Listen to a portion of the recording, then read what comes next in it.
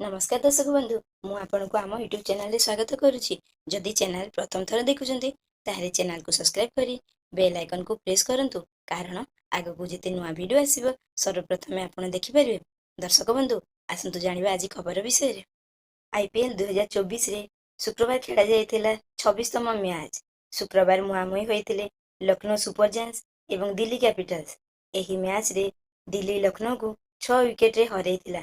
मात्र हिरो साजितिले कुलदीप यादव एवं Jake Fraser. Kuldeep bowling कमाल करिଥିବା बेले जैक फ्रेजरଙ୍କ ବ୍ୟାଟିଂ ରେ ଘାଇଲା ହୋଇଥିଲା ଲକ୍ଷ୍ନୌ ବୋଲର।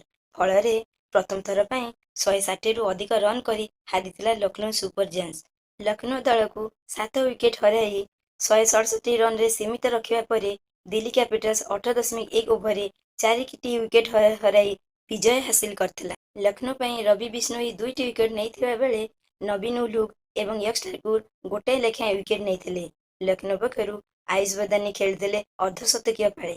ତେବେ ଟାର୍ଗେଟକୁ ଗୋଡ଼ାଇ ଡେଭିଡ୍ ପ୍ରଥମ ଓଭରରେ ହୋଇଯାଇଥିଲେ ଆଉଟ୍। ଏହାପରେ ପୃଥ୍ୱୀ ଶୋ ଖେଳିଥିଲେ ମାତ୍ର 32 ରନ୍। ଏହାପରେ ଆସିଥିଲେ ମ୍ୟାକଗର୍ଗ ଛକା ସହ ଖୋଲିଥିଲେ ଖାତା। 46 ବଲ୍ରେ କରିଥିଲେ 77 ରନ୍, ଯାହାକି ଥିଲା ଟିମ୍ ପାଇଁ ବିଜୟର ଶ୍ରେୟ।